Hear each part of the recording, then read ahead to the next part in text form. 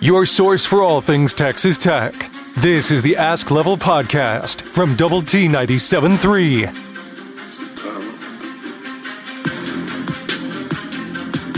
Hey, what's happening? Welcome into Ask Level, the podcast, episode number 21 with Chris Level. I'm Chois Woodman. Thanks for joining us this week. Level, we've done this 21 consecutive weeks now. We've experienced some good, some bad, some ugly. Well, we'll start off with Texas Tech hoops, kind of maybe in the latter category. The ugly wasn't super ugly in Austin, at least for part of the game. But what's ugly is the 0-5 record that you've got in Big 12 play. People had different expectations for Texas Tech hoops coming into this season.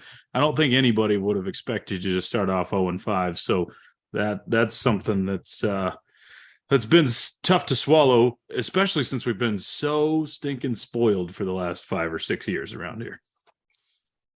Yeah, and I think you mentioned everybody had different expectations. I would agree, but yet I would disagree in that I think everybody, there's just not any fan out there and internally within the program or whatever that wasn't expecting to go to the NCAA tournament this year. Right. Now we can argue on how are they bubble? Are they second weekend of the tournament good? Or are they going to barely get in? But everybody, that's where the expectations are for this program right now, based on the recent success, based on, how much, just how many resources are being poured into this program facility-wise and otherwise. So, from that standpoint, it is – you are running out of time. Mm-hmm. I see it because you're 10-7 and overall, and then 0-5 in the league. And I see people talking about the tournament, and really that's not the conversation that anybody should be having, in my opinion. It really should just be about try to win a game and then try to win another one, because you're already seeing gonna make the tournament, have to go whatever the record is the rest of the way. If you get these games at home, you can go beat these teams on the road. No, how about you just try to win one and then see where it happens? And it's hard to do, and it's easy for everybody to get caught up in it, because you start looking at it and it's hard to find a path to try to get to 8-10 or 9-9 in the league when you're 0-5. There's not that many games left. You already have 2 games that you played at home that are gone. Yep. You don't get those back. It's just and they've been competitive, Woodman. And it's I know Mark has said that after these games, has proud of them. They fought. They did this. This was against Texas over the weekend. It was the first time they've been a healthy team, even though they're still really not 100% healthy, because Fardaws is coming back and Bacho's still not quite right. KJ Allen, I guess, was available but didn't play. But 4 of those 5 losses are by an average of 4 points in this league. And you're playing in the best league in the country. But at some point, nobody cares about that. They want no moral victories. They want a result. And it's and because they have been competitive, other than the Iowa State game. They have fought, they have kind of been right there, but it's just you're not getting a result, and that's why you worry, how much longer are they gonna fight, scratch and claw and squeeze everything they can when they don't get a result, because at some point it becomes a situation where there's just not enough opportunities left, even if you were to win out, and so you need to hurry. But I thought they bounced back from Ames. That's for sure. Sorry, it was a long-winded answer. But, no, I'm going to go straight into what you said not to do and ask the first question that we have from Jeff, which is, what is the minimum number of wins Texas Tech can have in Big 12 play and still make the tournament? I think that 8-10 in the league, and you're in the conversation. And it depends on Like, and here's where, there's not a lot to fall back on from the data. This is the data talking as far as your non-conference schedule. Okay. Sure. So you're not going to get a lot of help there. You still have one more non-conference game left, which does, and it's going to be a road game against LSU and Baton Rouge in a couple of weeks. But I think 8-10 in the league, maybe 7-11, could, and you're in the conversation. And what that's going to, the conversation there becomes, if it's 7-11 or 8-10, did you just beat West Virginia twice? Did you just beat Oklahoma State twice? Mm-hmm.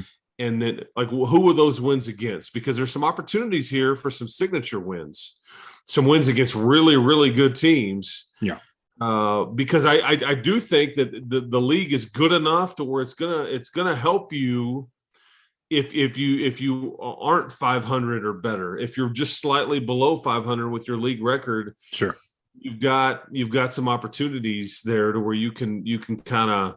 But again, if you've only beaten the lower half, and right now we would say that West Virginia and Oklahoma State and Tech are kind of in this group at the bottom of the standings. If that consists of the bulk of your wins, I don't know if it's going to be good enough. But that's kind of what you're staring at right now. You've got because Choice, you're guaranteed 15 more games left. Right. Okay, 15. If I'm doing my math right, you've got 13 conference games left.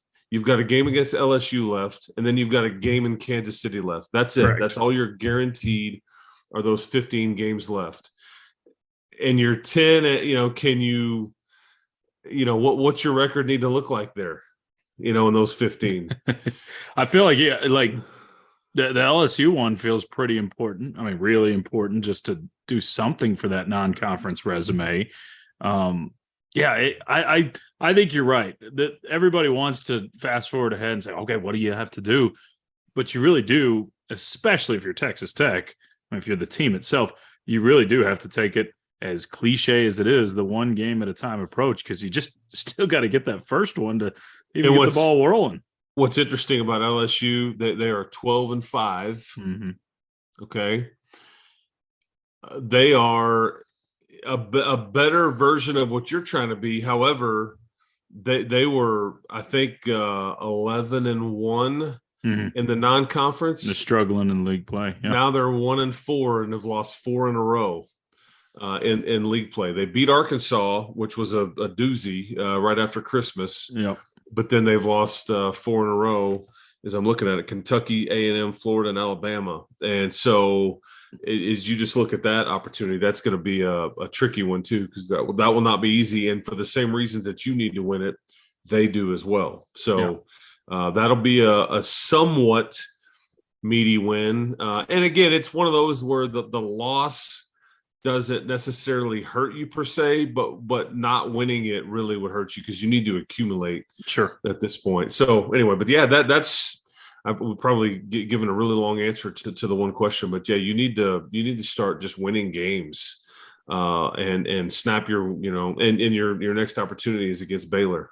Yeah, and one thing that really could help with that level is what we saw back finally. Or I say finally, first time, not back. It's first time we got to see Fardaws Aimaq on the floor, and pretty good sample for a guy who's practiced one time or two times before the game. Yeah, and we'll see. I bet he's early this week. I bet he's fairly sore after playing 28 plus minutes in Austin.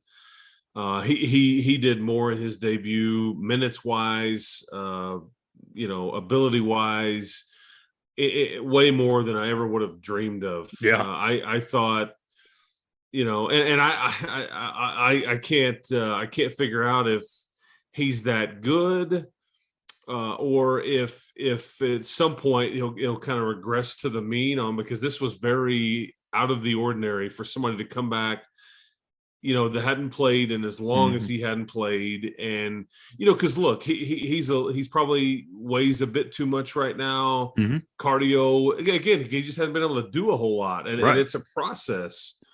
But I honestly thought 5 to 10 minutes versus Texas is kind of what you'd see. You break the seal on it. But no, he got thrown into the fire quick, and he responded. And if he can really play his way into better shape and really kind of get in a groove, and it's really its role definition now with Texas Tech's bigs, because for everything that Fardaws gave you, Bacho didn't. No. And so in some still ways, just doesn't look right since the sickness from Fort Worth. Yeah, right. And so the team essentially was kind of in some ways the same. The numbers just came from somebody different, because if I would have told you that Fardaws had Bacho's stat line and Bacho had Fardaws' stat line, after the Texas game, I would have believed it. I would have been like, sure, okay, yeah, that makes some sense. But so anyway, you need them both playing well together, and they're going to have to figure out what that kind of looks like. And O'Banner is in that mix too. But yeah, we'll at some point look at this team as pre-Fardaws and post-Fardaws. Yeah. The post Fardaws looks a lot bigger and much more of a threat and deeper for obvious reasons. But so.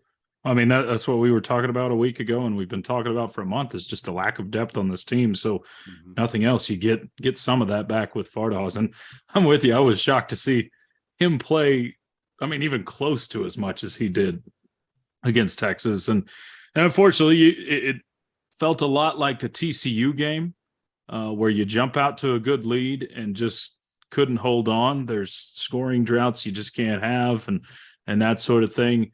But it felt like you did it against a better team. I think TCU is a really good team, but Texas seems to be a level above where TCU's at.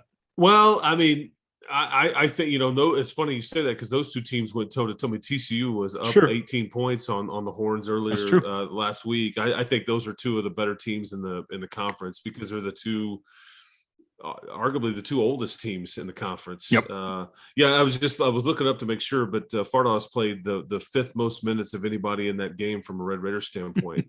That's crazy. And no Elijah Fisher. Robert Jennings plays less than a minute.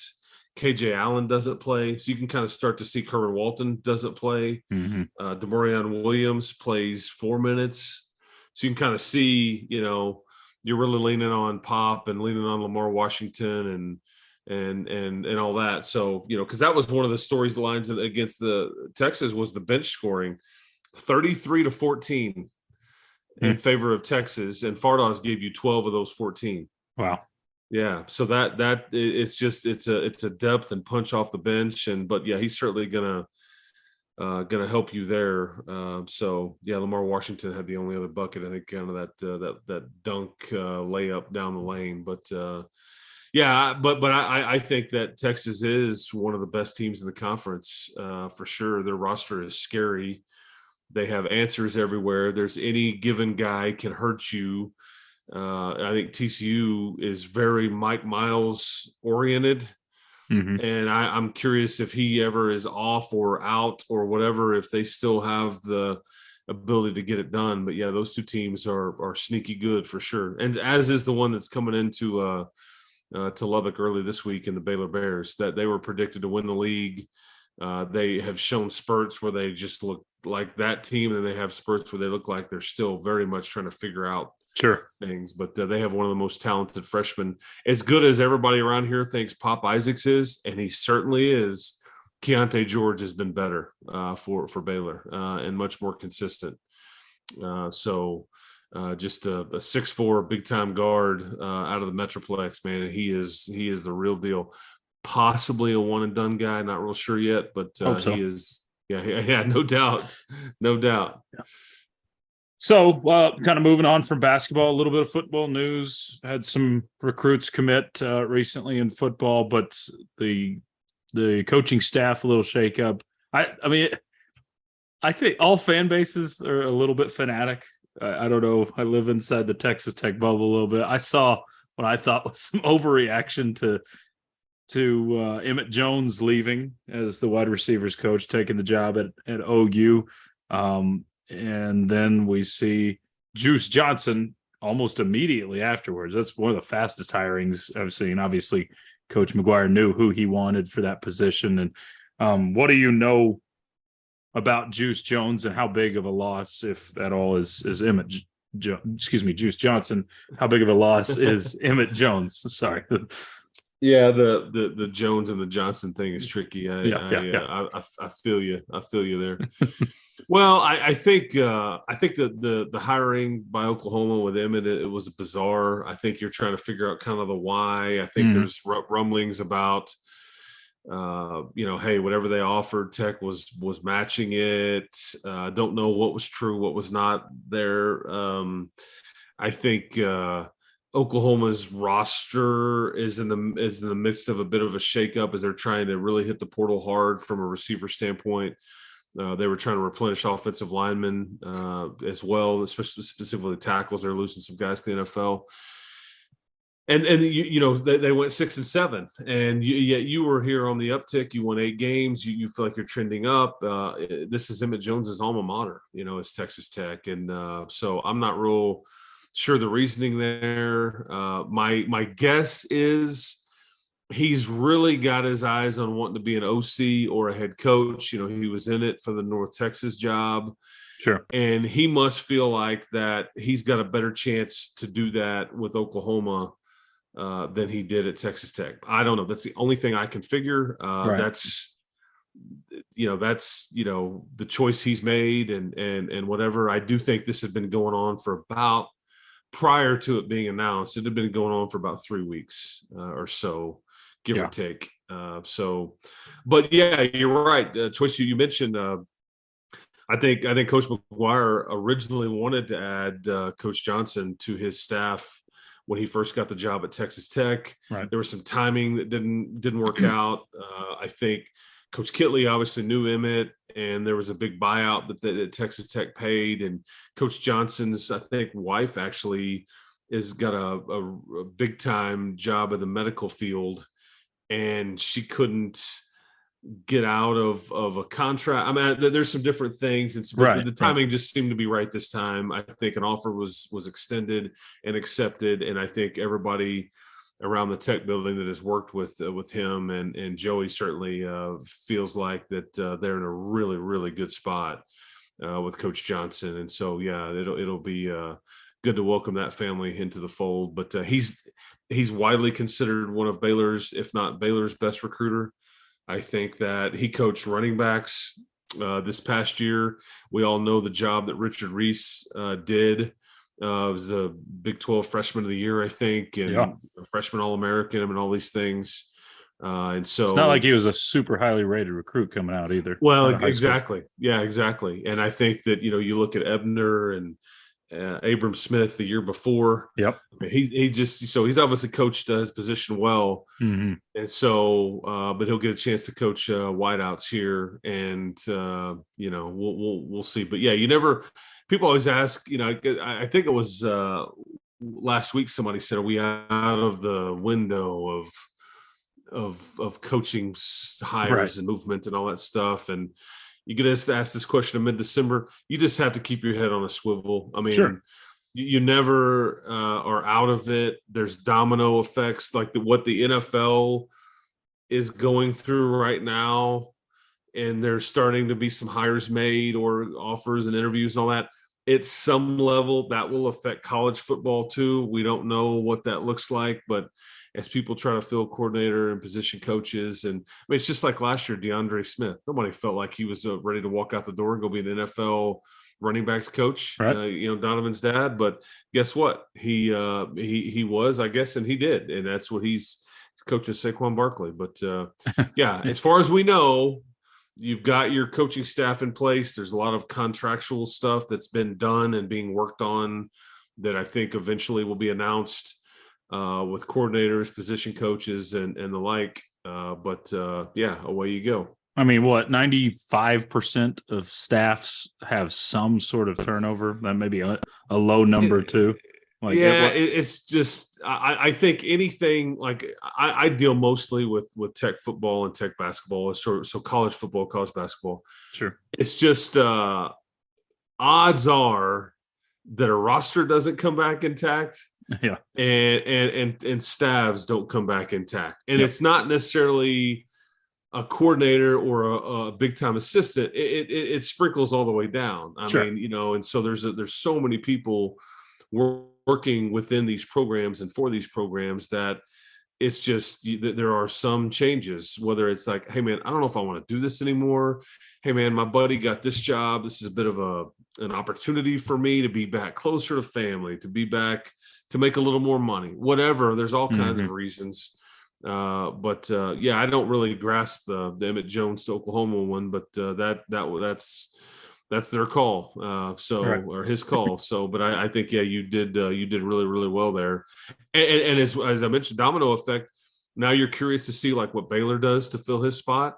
And it's the same thing that TCU's trying to deal with by trying to replace Garrett Riley. That's where you really find out about head coaches. It's easier to get good than it is to stay good. But when people start picking off your staff, it's hard to replace certain guys. And that's where you kind of figure out how good a coach is, depending on how he can replace key departures. Yeah, absolutely. I mean, good coaches obviously surround themselves with really good staffs, and that's how you you seek wise counsel around you, and that really makes everything better around you. And Joey McGuire has seemingly done that, and hopefully Juice Johnson fits right in for next season. One more football note: you get another commit this week for the 2024 class, and I believe Johan, is that how you say his name? Cardenas. Cardenas. Yeah, running back. Yeah, he's a big kid. He camped at Tech last summer. I think ran really well. I think a bit of a knee issue this season, but I think that was really one of the first things that this staff, including Juice Johnson, got done after his arrival here. Yeah, I think that they may take another running back in this class as well.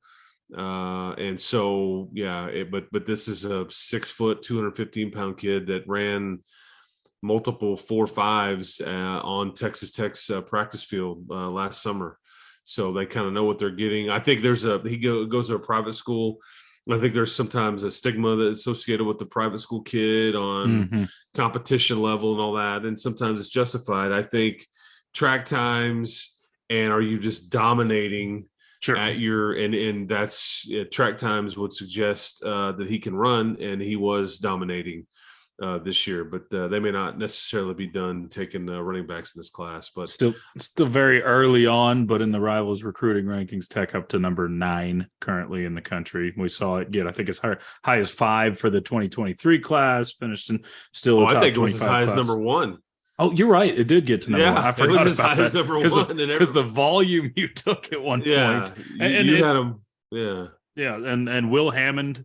The big name kind of right now out of this class. He's the quarterback from Hutto. If you watch, he's getting offers from all the big boys lately, and that's the and when he first committed, you look at his situation. It's like, okay, UTSA, Incarnate Word. I'm trying to remember some of the other. It was and Texas Tech was kind of that. Which one of these is not like the other in a way? Not a shot against UTSA's. They've been phenomenal and all that, but I mean, like as far as Power 5 schools go, and now you look at it, he's got about, I don't know, 6 to 7 to 8 Power 5 offers from a lot of big time places, Tennessee, A&M. Recent ones. There's a lot of recent ones. So it appears that the Red Raiders were onto something there. Yeah, definitely appears that way, and he's doing what a quarterback in a class should do. Some of the other ones, Oregon, Texas has offered.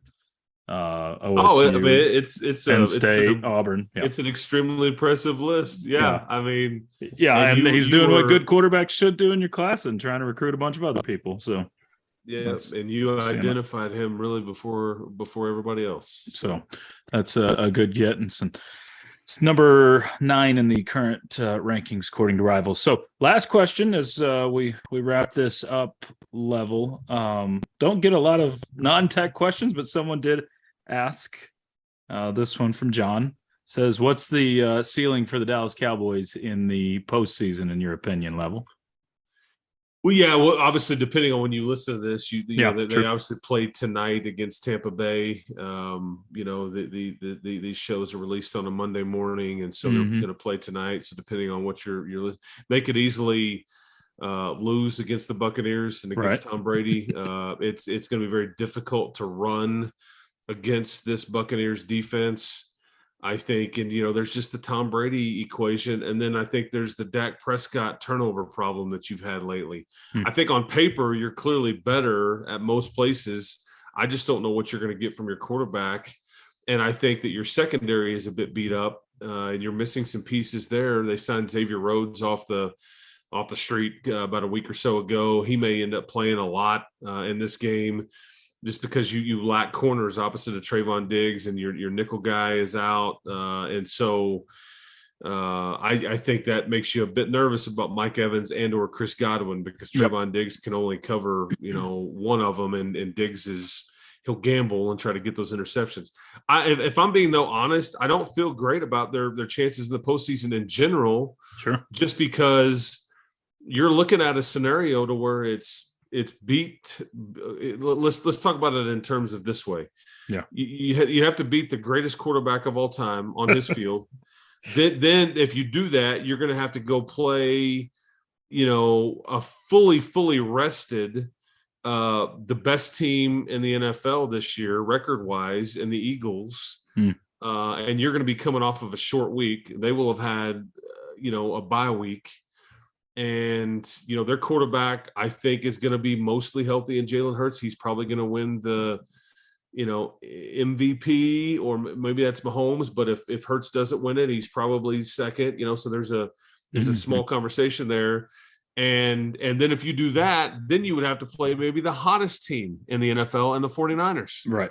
That are about as good on defense as there is in the league. And yes, it's a rookie quarterback, but you've had a hard time stopping the run, and Christian McCaffrey is just – and if you somehow do that, then you've got to go figure out a way to beat either probably Mahomes or Josh Allen.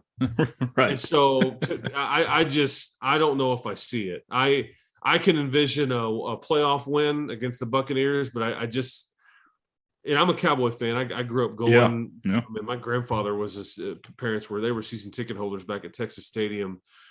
So I used to go, a long time ago, and I live and die by it, like the rest of the state of Texas in most cases. But I just don't know. I don't know if I see it. Yeah, I think I'll be real curious what the offseason changes are too, because they've got some decisions to make. Sure. As it relates to Zeke Elliott, they've got some decisions to make, about they need another receiver. It's pretty clear. They certainly need another more secondary help, as we're seeing, and we just talked about. So, and you've had a good enough season where you're going to be picking in the first round, late 20s. Yeah. So anyway, but this is what happens, man, when your quarterback makes 40 mil a year, like you don't have enough money to kind of when you have an average quarterback make 40 mil a year. That's the problem. Yeah, right now, and he's been very, because when he's good, he's pretty good. Sure, but he just he leads the league in interceptions this year, and it's just been a problem. 15. I think 15, and he's played 5 less games than most people. Exactly. So, and some of them have not been his fault, but it's true. But yeah, but still, like, but three games in a row with a pick six, I believe. Yeah, it just can't happen. Big troubles.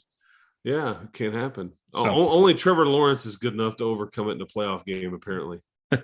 Only that was pretty wild for sure.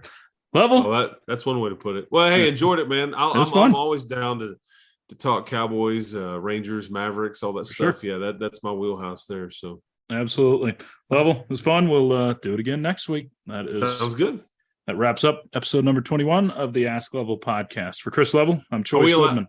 So episode 21, are we of drinking age now? Is this podcast I think so. This podcast is allowed to go to the bar. Yeah. This podcast can now go to the bar or show up and get a 12-pack, and not get ID'd. Oh, I think we still get ID'd. We just because we're still pretty young. We're still pretty young, but all right. We can legally do it. That's Chris Level. I'm Choice Woodman. You've been listening to the Ask Level podcast, brought to you by Double T 97.3. You've been listening to the Ask Level podcast, powered by Double T 97.3. For more from Lubbock Sports Station, go to doublet973.com.